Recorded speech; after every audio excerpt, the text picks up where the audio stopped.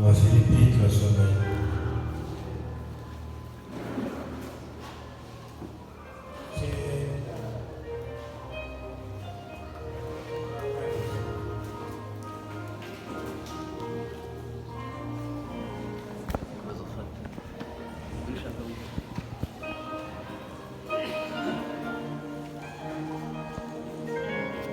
igice cya kabiri umurongo wa gatanu.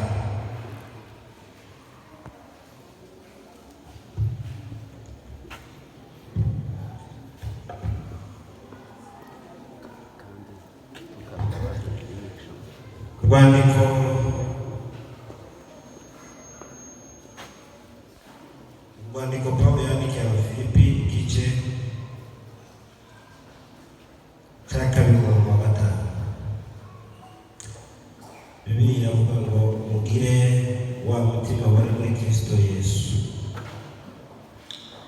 Amen. Mugire wa mutima wari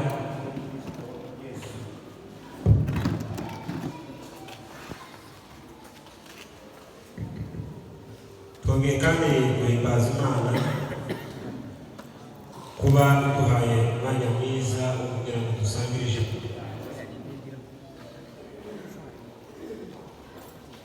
Imana ishimwe cyane. Turabashimiye kubwo kutwakira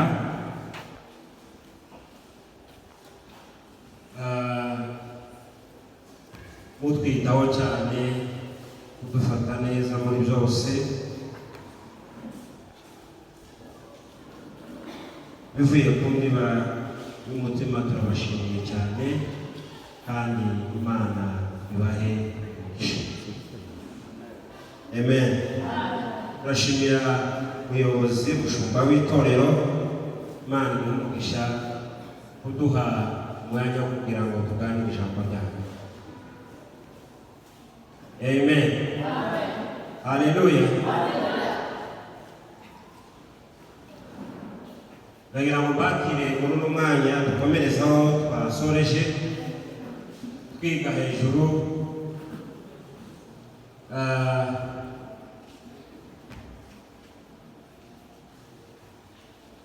yo kubaho ubuzima bubereranye n'ubutumwa bwiza twizeye. Amen.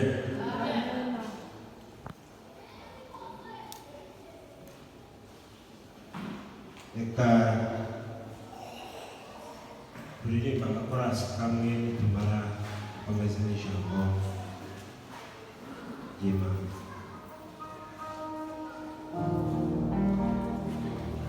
Amen.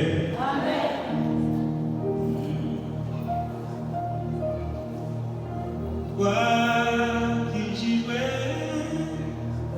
n'ubuntu bw'Imana kubwo kwizera.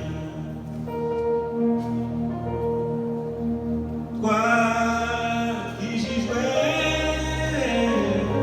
n'ubuntu bw'Imana kubwo kwizera. Twakijijwe n'ubuntu bw'Imana kubwo kwizera. Ibyavuye ku bwenge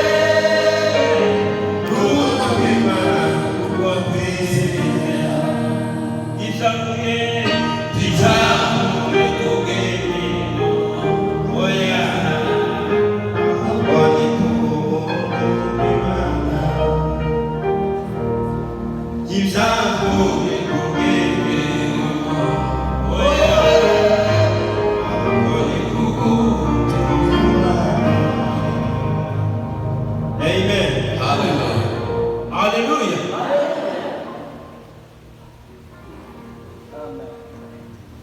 Nkuko twabivuze,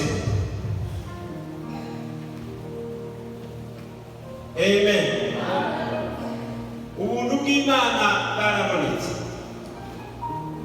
buzanira abantu bose agakiza, kandi ubwo buntu bwabonekeye muri Yesu. Amen. Ariko ubwo buntu hari icyo butwigisha. Amen. Ubwo buntu bw'Imana buzanira abantu agakiza babonekeye muri we. Ubwo buntu bw'Imana buzanira abantu agakiza babonekeye muri we. Utwigisha kuyikorera, kuyubaha no kuyinambaho. Utwigisha kuyikorera, kuyubaha no kuyinambaho. Haleluya. Ingeso zikwiriranye n'ubutumwa bwiza, imyitwarire n'imikorere n'imitekerereze ibereranye n'ubutumwa bwiza abakristo bagomba kuba bafite, niyo twavuze mu gitondo, niyo dukomerejeho. Amen. Twasoreje ku ijambo rivuga ngo ibyo twaboneye muri Kristo Yesu natwe tugomba guhinduka umuyoboro wo kubigeza ku bandi. Amen. Niki wavomye muri Kristo? Niki wasaruye muri Kristo? Haleluya. Umukristo si umuntu uri wenyine. Ababyeyi baratubwiraga kera bariko uzugenda uri wenyine. Umukristo si umuntu uri wenyine, ni umuntu uri kumwe n'undi muntu muri we, ari we Yesu Kristo. Amen. Umukristo ni umuntu utaba wenyine, ni umuntu ubagamo n'undi. Niba ugikora kawe ugakora kuko wavutse n'uko warezwe, ni ukuvuga ngo rero turamenye ubukristo ni ukubagamo n'undi muntu, ugakorerwamo n'undi muntu. Niyo mpamvu Pawulo yababwiye ngo ibyo mwaboneye muri Kristo namwe mubisangize abandi. Ijambo rya mbere turavuga amajambo atatu gusa kugira ngo turimbishe ubutumwa bwiza. Ikintu cya mbere tugomba kuba dufite nk'abantu batiriwe ubutumwa bwiza ni ukugira umutima wari muri Kristo Yesu. Ntabwo ari umutima w'inyama, ahubwo uzindi ndimi ni imitekerereze, ni ukubitekereza nk'uko Kristo yatekerezaga. Amen. Ni imyumvire nk'iyo Kristo yari afite. Imyumvire niwe muntu. Imyumvire niwe muntu. Ukora ko uko imyumvire yawe imeze. Ibyo ukora byose habe n'ubunyine, ijambo ry'Imana tugiye kuvuga uraryumva ukurikije imyumvire yawe wazanye. Ntabwo wumva ibirenze ibyo imyumvire yawe ufite. Umuntu atarahinduka mu myumvire ye, nk'uko atekereza wahinduka, niyo wamuhura mu isekuru ntiyahinduka.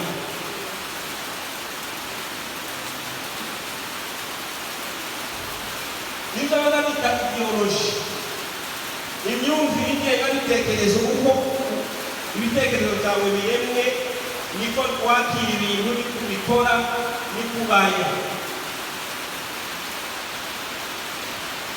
Pawulo abwira Abafilipi ngo mugire umutima wari muri Kristo Yesu, yarababwiye ngo imitekerereze yabo muyikoreshe mu buryo izazitekereza kuko Kristo yatekereza. Mugire ibyumvire by'ibyo Kristo yari afite. Amen. Haleluya. Imyumvire Kristo yari afite iratandukanye n'iyacu, niyo dufite, niyo ufite. Imyumvire Kristo yari afite iri ku murongo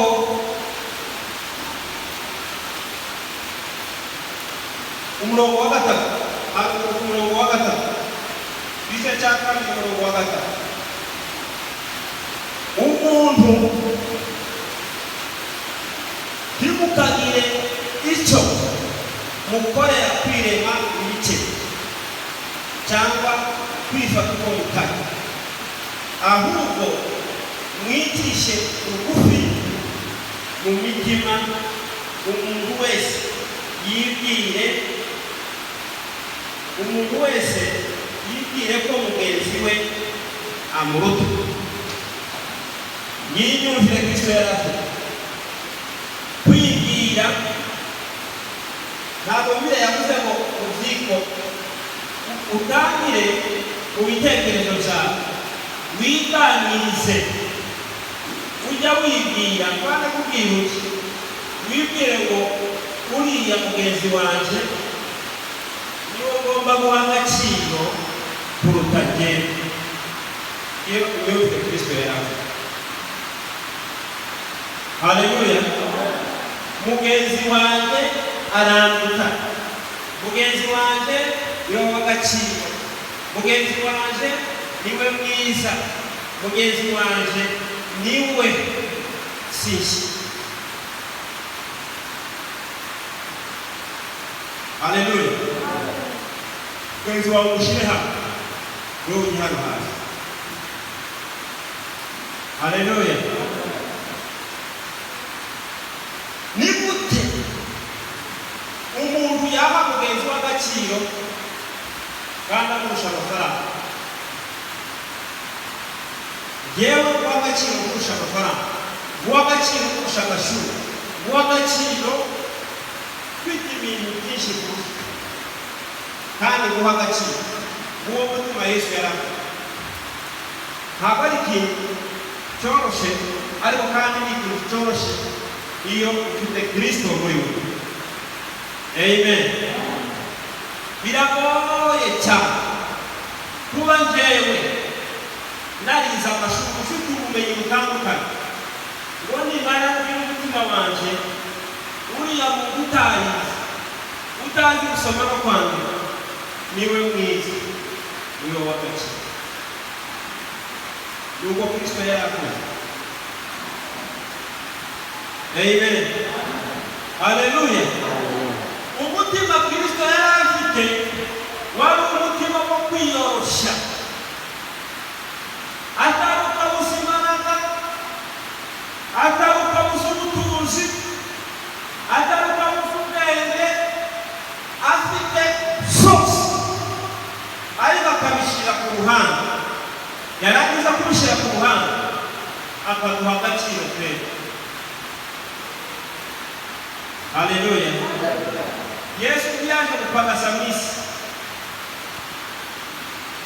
nta kintu na kimwe yaje gushaka mu isi nacyo kimufitiye inyungu, usibye gusa yaje gushaka abantu bazimiye, mwebwe abantu badakwiriye, buzuye ubugome n'ibyaha, abantu badafite valere, kugira ngo abahindurire valere babe abantu bakomeye. Yesu tumukomera amashyi. Haleluya. Mugire wa mutima wari muri Kristo. Amen.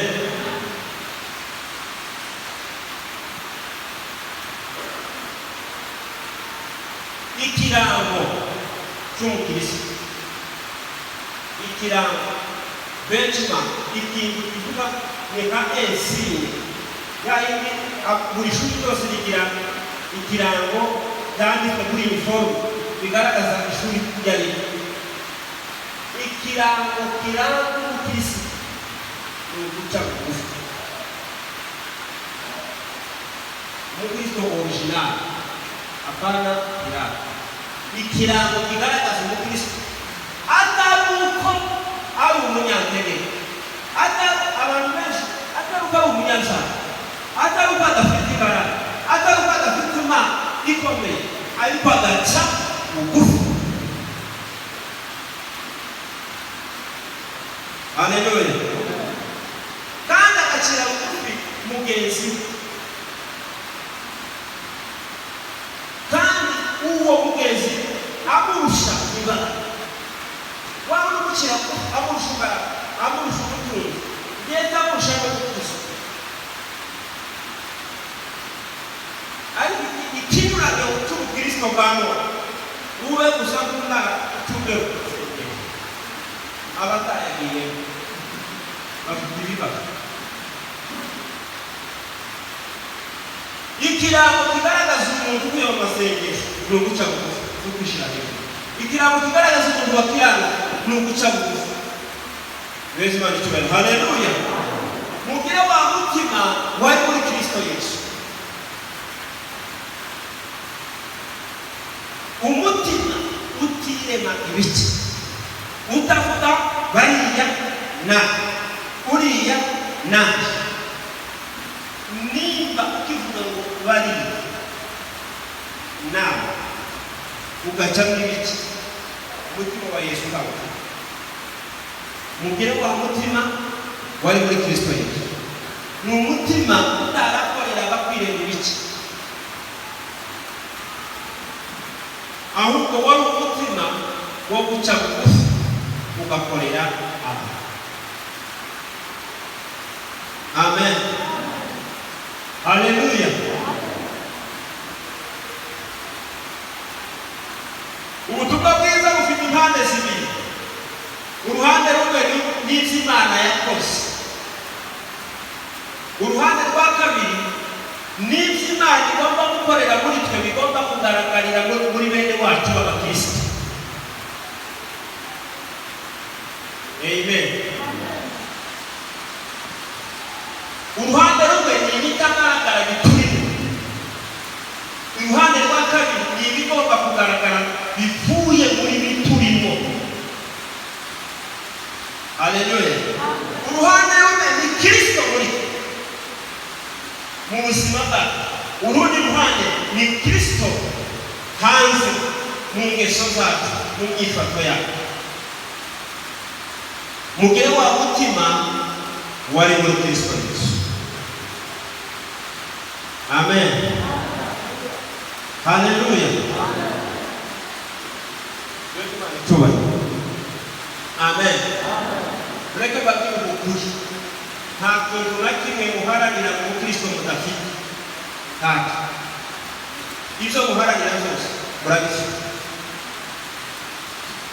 Utekereze uje kumbwira ikintu wowe uharanira udafite muri Kristo Yesu.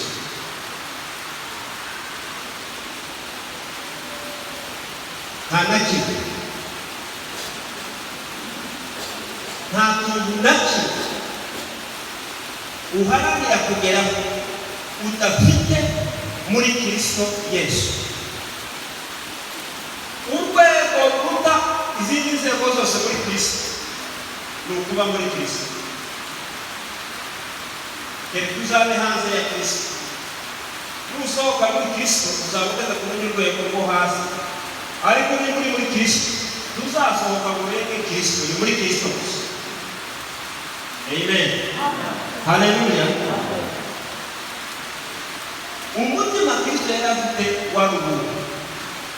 Ijambo rya mbere tuvuze ko ari ugutekereza ko mugenzi wawe akuruta, kandi atari gukora buri kintu cyose kwiyemera iki, ahubwo ni ukureba mugenzi wawe ukamubona ko ari wowe. Amen. Ukamubona ko ari wowe. Burya ubukristo ubumuntu, ubukristo ni ukugira umuntu.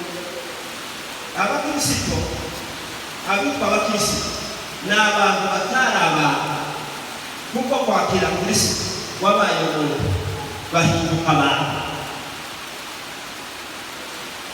Umuntu wese ureba mugenzi ntamwibone cy'umukristo. Umuntu wese udafite ubumuntu utifuriza mugenzi icyo nawe yakwifuriza ntaraba umukristo.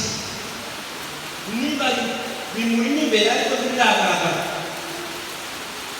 kuko icyo Kristo yaje kutugamira ni umuntu.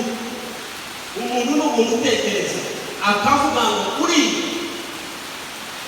kwiriye urukundo nawe ukwiriye gukunda, uri kwiriye gufasha nawe agomba gufasha, uri akwiriye imbabazi nanjye nkwiriye imbabazi. Ibyo akwiriye nawe nibyo akwiriye. Umuntu niba udafite urukundo n'ubwo ufite ibihimba by'abantu. Haleluya, haleluya. Niba umukristo utakugarurira umuntu watakaje kubera icyaha, umukristo ntacyo mumaze.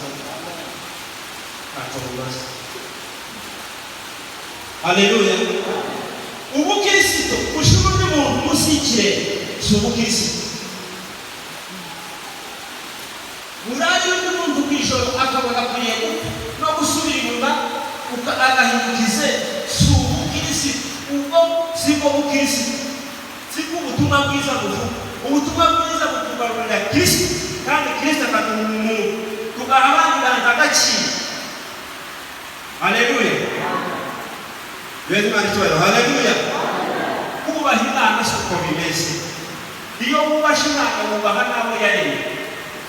Tuwaje mu cyumba ngo Mana ndakubasha ndakupfukamiye, Mana ngushize hejuru ndagukunda, wagera ku bantu yaremye ngo ndabanga. Ubwo si ubukristo. Ni impande zibiri. Wubasha Imana wubaha n'abantu bawe. Uha Imana agaciro ugaha agaciro n'abantu bawe. Nta n'umwe utababaye ku buto, uwize n'utarize, ufite n'udafite. Haleluya. Nguwo umutima Yesu yari afite. Haleluya. Yesu yabaye umuntu. Amen. Muzi impamvu abantu bisumbukuruza?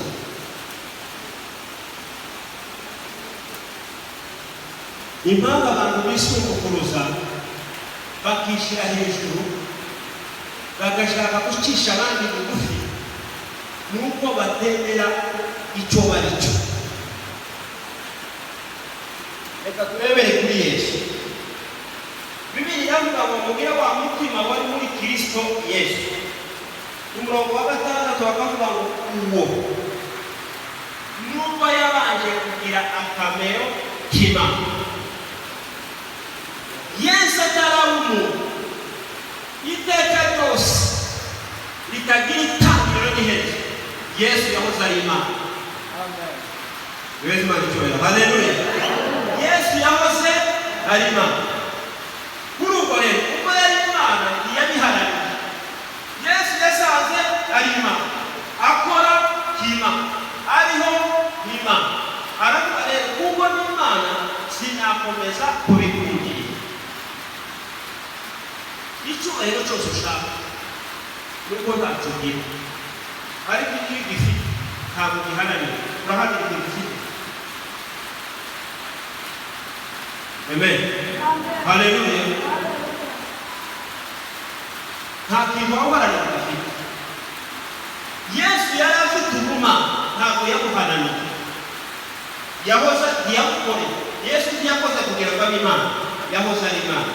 Ntiyatekereje ko kubana n'Imana ari ikintu cyo kukundira. Ntiyavuze ngo reka biharanire bikore biguma. Kubera ko Yesu yari Imana, afite icyubahiro cyose, abamarayika bamuramya, ibyaremwe byose bimuramya. Aravuga ngo umwana ntabwo nakomeza n'ubwanjye, n'ibyuba yanjye, n'umwana bwanjye, niyo nagushyira ku ruhande ntawe uzamenya, ni umwana. Aravuga ngo rero ngomba guhinduka umuntu kugira ngo nje kubacungura, ariko ubumana n'ubwanje, ubumana bwanje reka nividure, ubutunzi mfite n'ubumana n'ubwiza n'icyubahiro no kurama mbe bishize ku ruhande. Ngo ntiyatekereje yuko guhana n'Imana ari ikintu cyo kugundirwa, yisiga ubusa. Muzindi nimara ngo kwisiga, abantu benshi bagira ngo ni ukwisiga ubusa. Ntabwo ari ukwisiga ubusa, ahubwo ni ukwisiga ubusa. Yisiga ubusa. Haleluya. Yisiga ubusa.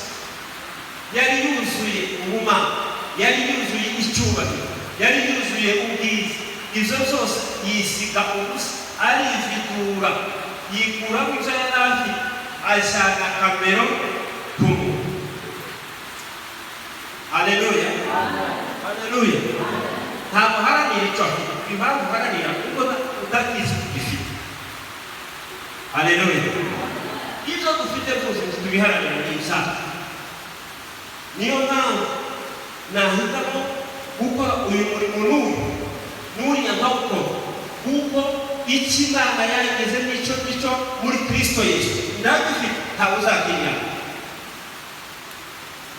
Bibiliya ikavuga ngo Yesu Kristo yisize ubusa, aramanuka aba umuntu. Amen.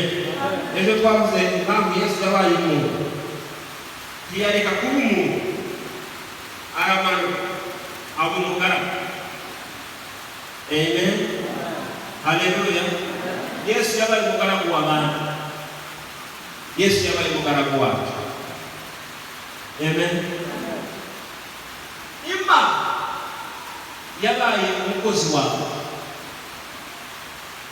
Ijambo rikoreshwa hano ntabwo ari umukozi usanzwe bene yuko akazi bahenda, ni umukozi w'umucakara w'umukurana. Imana ifite ubwiza n'icyubahiro, inama mu ijuru. Haleluya. Yaremeye umugaragu wawe. Haleluya. Abahamagawe n'Imana bashyira amaboko.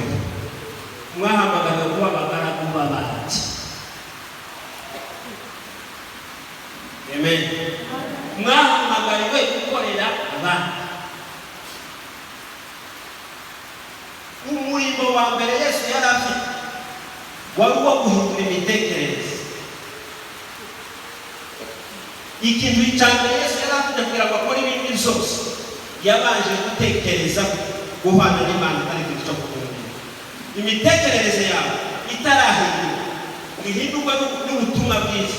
Utangire uyitoze, utekereze yuko uri ukomeye, uri umuntu utangaje, ufite imbaraga, uri umwana w'Imana, ariko ku ruhande n'Imana akorera abandi. Amen.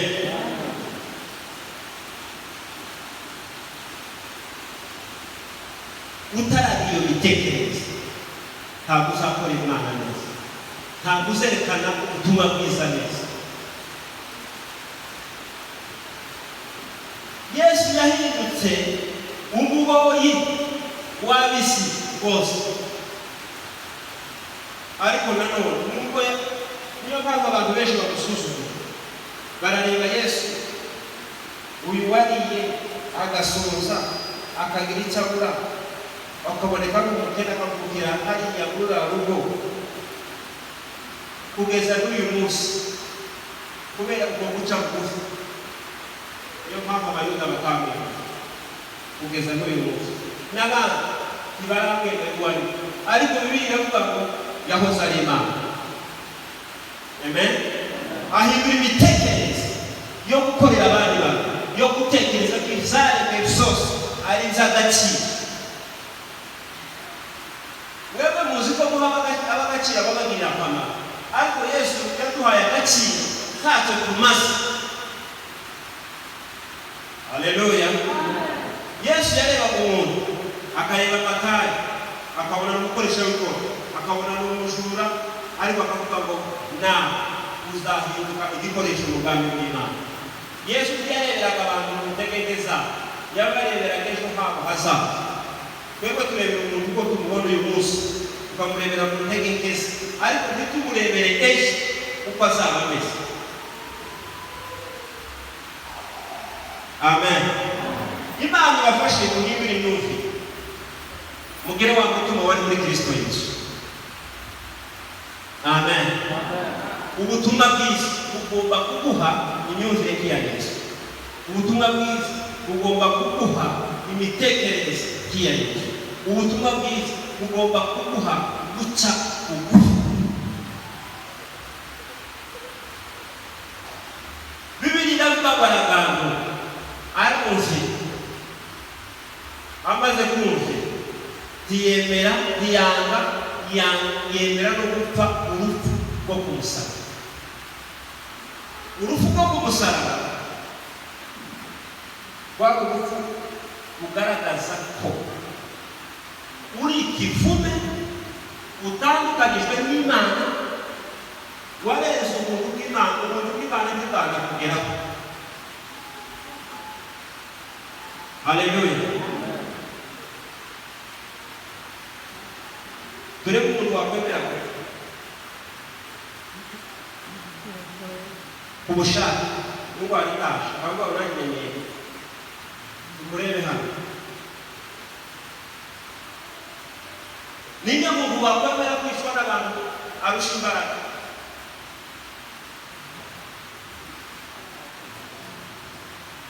Abantu uzi ko wabwira ngo bagahinduka ubusa, ukemera ko bakwica. Ninde wakwemera umuntu nizo w'umuntu ko ndamukwiza umwuka agahumeka, ukemera ko amubiturushye, akakirana cyangwa akamvuga agafata mu maso kandi ari ijuru ubesheje ari mu kiganza cyawe.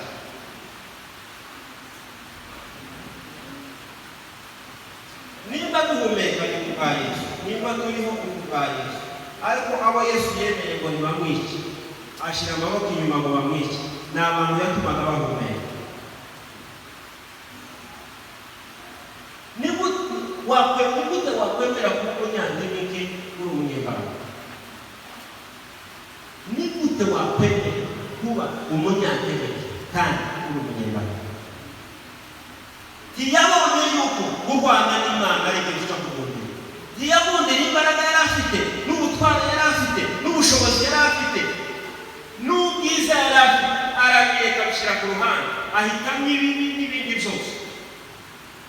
Yesu yavuye ku bushake, ni urupfu rw'ubushake, ntabwo ari urupfu rwo kumwica ngo yaguze imbaraga. Yapfuye ku bushake. Pilato yaramubwiye ngo ko mwamubaza ntusubize, ntuzi ko mfite ububasha bwo kwica no kukurekura? Yesu aramubwira ngo Pilato, nta bubasha ufite, ntabwo ufite ububasha bwo kumwica. Ni je jenyine ndafata ubuzima bwanje gutanga, nongere kandi mugarure, yigarure. Haleluya. Njyewe mfite gahunda yo gufata ubuzima bwanje bunyanyagize, nongere kandi umusakume, yigarure. Nawe wowe Pilato n'abasirikare bawe ntacyo mushobora. Yesu yapfuye kubw'intego. Haleluya.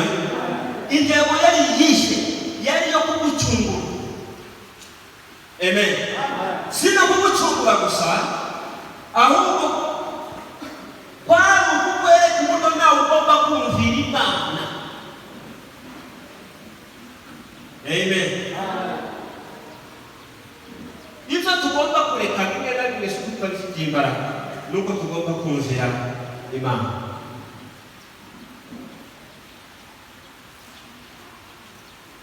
Uyu mwana w'uruhinja ninde,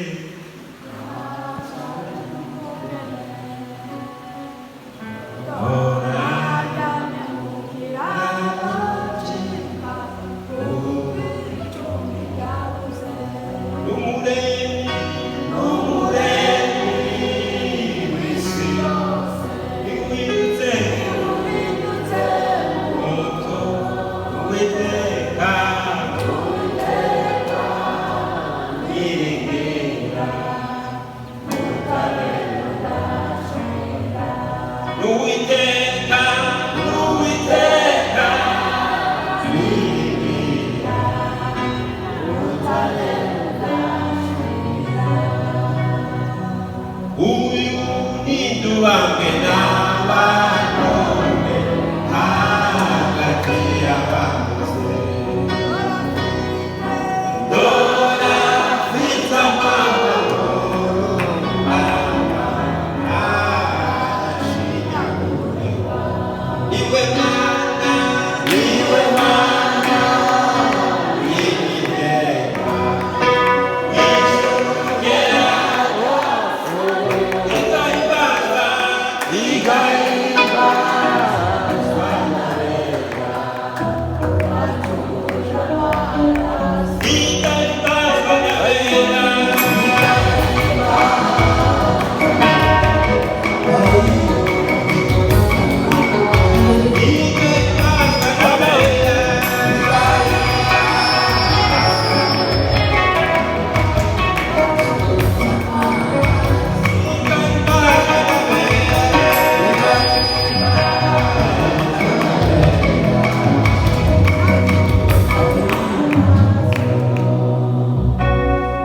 Haleluya.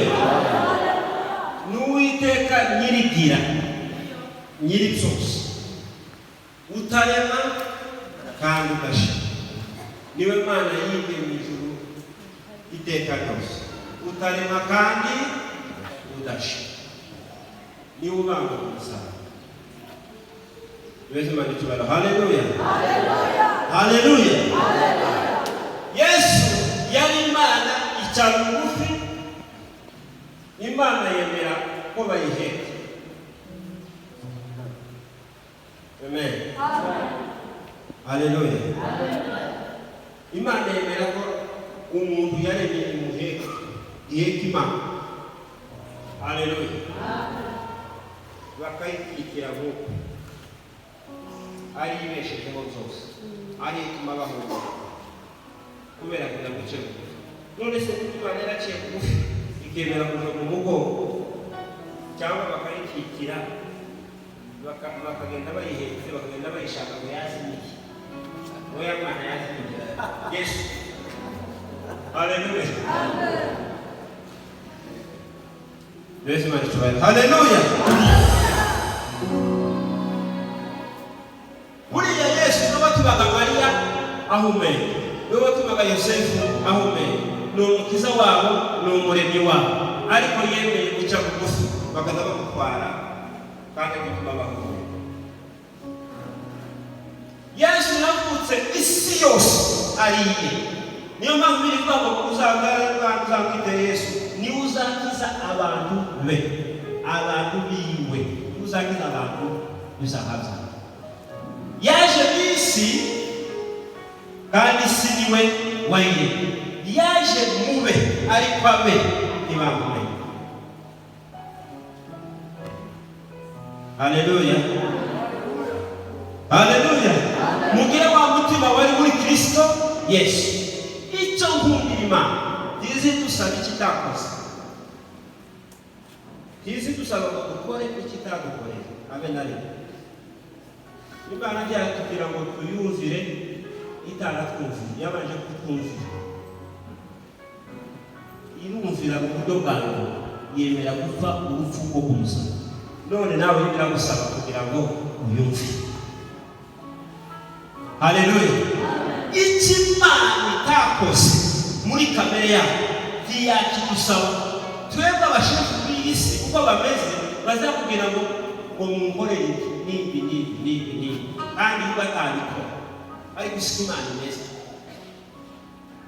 Imana si uko iteye izi gusaba zose izibanza kandi gukorera kandi izi gusaba icyo itari cyo izi gusaba kugira urukundo kugira urukundo kugira imbabazi kuko nayo igira imbabazi witwara neza kuko yitwara neza nukora ibyago ntazi ko igusaba ugire kamere kiyawe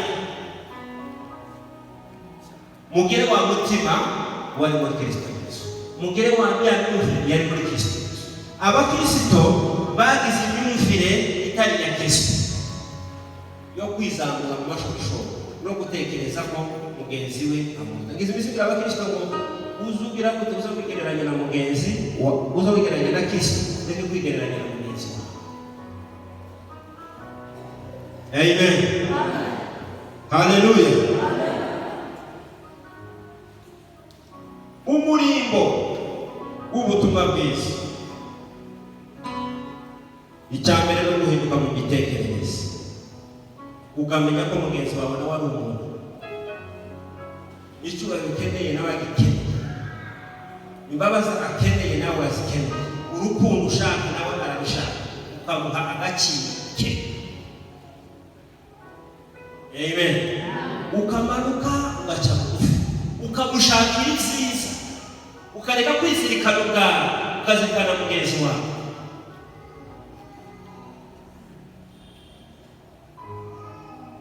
Pride, kwishira hejuru, niko abakristo bavuga ko aricyo cyaha cya mbere cyabaye. Abizera ko Satani yamanuye, umwizera ko Satani yavuye mu ijuru, si ukubera ko yayizamuye inzira yo kuzamuka ku buryo bwiza no guca bugufi. Yesu amaze guca bugufi, akorera abantu, asavinga abantu, yakoze umurimo umwe, yoza ibirenge abigishwa, bigaragaza wari umurimo w'umuntu bakuze w'umugurano ugomba gukorera abashyitsi bagira ngo akaza boza ibirenge, kandi uzi ko ibirenge bigira impumuro itari nziza. Yesu afata ibirenge by'abigishwa bagendaga muri ziriya nzira z'i Yerusalemu bitameze neza, abigishwa ba Yesu ntabwo tuzi bari bafite bamukurikira, araboza, aca bugufi, aravuga ngo ntabwo muzaza mubikoramo, ikimenyetso cyo guca bugufi. Mugire wa mutima wari muri Kristo Yesu. Amaze guca bugufi, yemera no gupfa, amaze kuzuka aratumbagira. Haleluya. Arazamuka ahabwa izina risumba ayandi mazina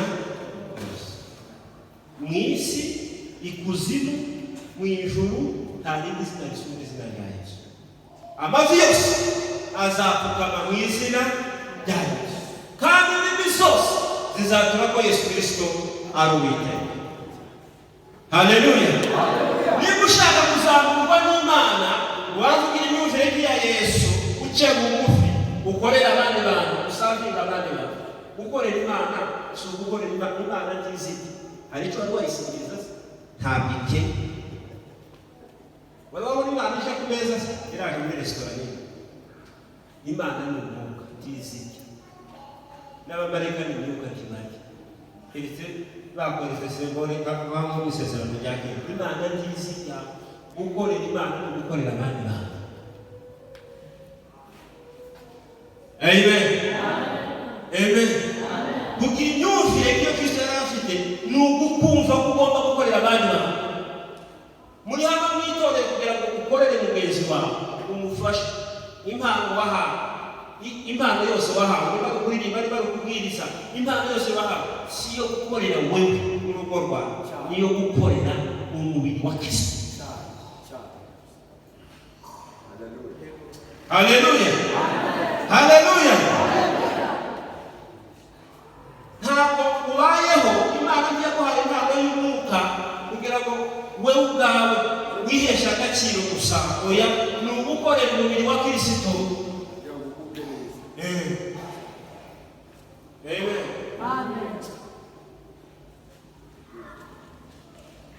Haleluya. Amen. Yesu yigeze agira akarima k'igikoni, yigeze agira butike. Amen. Haleluya.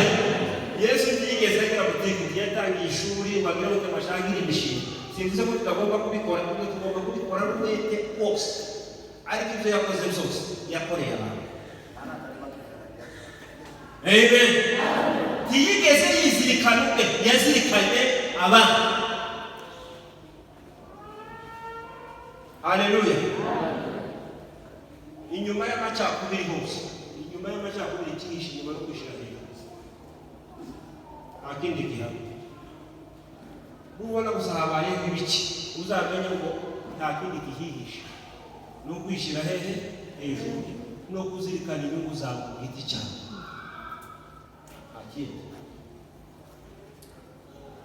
Amen.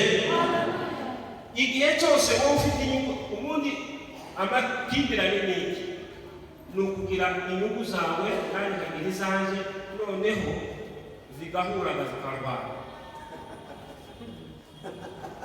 Urashaka inyungu zawe nawe ufite izanjye noneho zigakarashinga zigakubitana, umwe karakura yikwe undi karakura yikwe.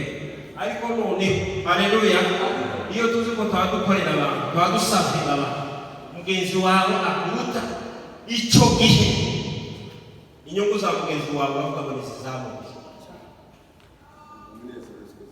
Amen, haleluya. Mugire wa mutima wari muri Kristo. Agakiza kaba mu mutima, ariko Bibiliya ivuga ngo musohoze agakiza kawe, mwerekana agakiza kawe. Agakiza ni ubutunzi burya buba mu butaka burimo, agakiza kakurimo ubutunzi. Iyo ahantu hari zahabu nta muntu uzi ubimenya keretse iyo bacukuye bakazishyira hanze. Nawe rero agakiza kakurimo, ariko ugomba kukagaragaza kakaboneka. Kaboneka gute? Mu kumvira Imana no gukorera Imana utinda,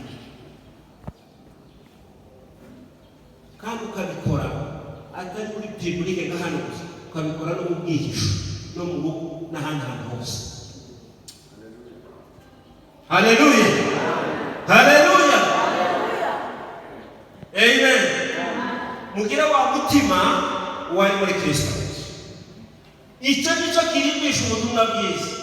Impamvu ubutumwa bwiza ubu nyine buteye isoni nuko budafite umusaruro wo guhindura abantu ngo base na Yesu, bagire imyumvire ya Yesu.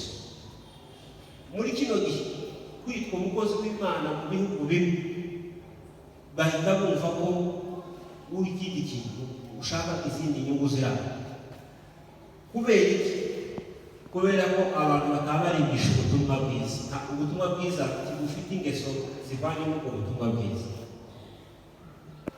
Kandi twavuze ngo ubutumwa bwiza ikiburimbisha cyane ni ugutekereza ko mugenzi wawe akuruta. Amen. Ni uguha mugenzi wawe agaciro, ni ugutekereza nka Kristo, ugaca bugufi ukamanuka. Ikindi ni ukagakiza wakiriye kari mu mutima, nuko kagaragara hanze, ukumvira Imana mu buryo bufatika, mu buryo abantu bose babibona. Amen. Ijambo rya nyuma riri hano, ko ndakurikiza amajambo yanditse hano kugeza kuri 18. Yaravuze ngo mukora ibintu byose mutajiba, mudahari, mukora ibintu byose nta gupingana. Abantu benshi azazimenya ngo igitekerezo cyiwe gusa nicyo cyiza.